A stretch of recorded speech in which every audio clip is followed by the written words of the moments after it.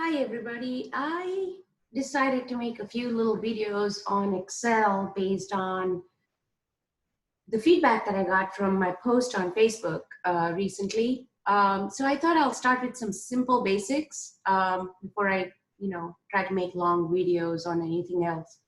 So the first thing is open up Excel and you will see a blank sheet like this. So you're basically choosing to open a blank Excel document. Here's the key thing to remember about Excel. All the columns are named based on the alphabet. So you have A, B, C, D, E, F, G, H, so on and so forth. And it then goes to double A, B, A, C, A, D, so on till A, Z, then B, A. And that's how Excel sets up the columns. And the rows are numbered 1, 2, 3, 4, 5, 6 onwards. The reason why it does that is because Excel assigns functions and basically gives little addresses to every box. So this cell right here, which I'm highlighting right now, is an A1. This cell would be F7. This makes it possible to use Excel for functions and for easier mathematical additions and subtractions. So the next question is, how would you enter data in Excel? Well, when you enter data, suppose you want to enter numbers, and I'm just picking random numbers right now, 56, 58, right? You just enter the number in and it accepts it. Now, if I wanted to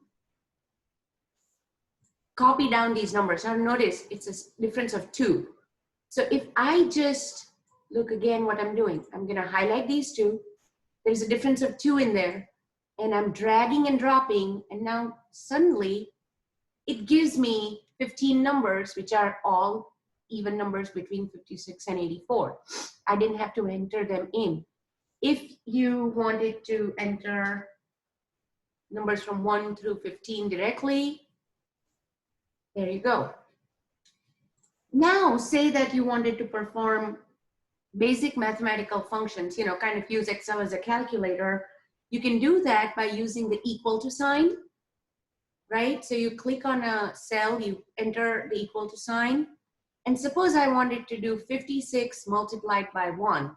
There are 2 ways to do it. The first way is this one, where you manually enter in 56 and you use the asterisk, which is the equivalent of multiplication sign in Excel, and enter in 1, right? The other way to do that, and in this case I'm going to take these two here, would be click the equal to sign, then click on this button. Notice it shows up with a little blue dotted line around it. Then put the multiplication asterisk and then click on 2. And if you hit enter, it gives you the answer 58 times 2. Now you can copy and paste this formula down and it'll multiply all of these corresponding numbers for you. So Excel is pretty good at recognizing things that are given in the form of formulas. Now suppose I wanted to multiply 56, so all of these numbers with a fixed number. Say that I wanted to multiply them and I'm putting it in the cell C1, I'm going to put in 25, okay? And I wanted to find what is 56 times 25, 58 times 25, 60 times 25, and I wanted to make a series here, then what I would do is basically equal to 56, again the asterisk, multiplied by 25.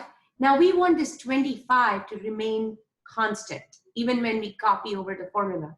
So what you could do is highlight this C1 and press the F4 button, or you can manually add the dollar signs that you see here.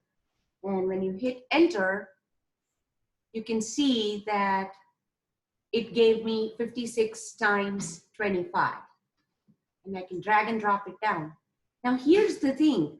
I've done all these different methods here, right? But I don't, I mean, I may not remember when I come back to it later on. So I want to label them. So I'm just entering, highlighting this whole row, right click, insert. It will automatically insert a column.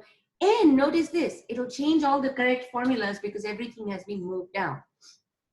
So I'm gonna say number, sequence, fixed number, product, or I can just write it as number multiplied by sequence.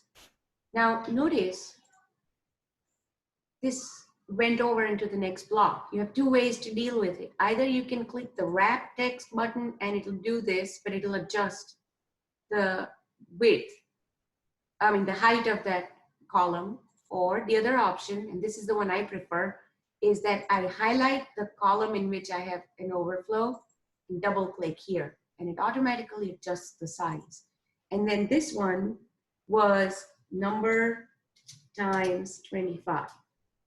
Okay, so keep this in mind. You can play around with this.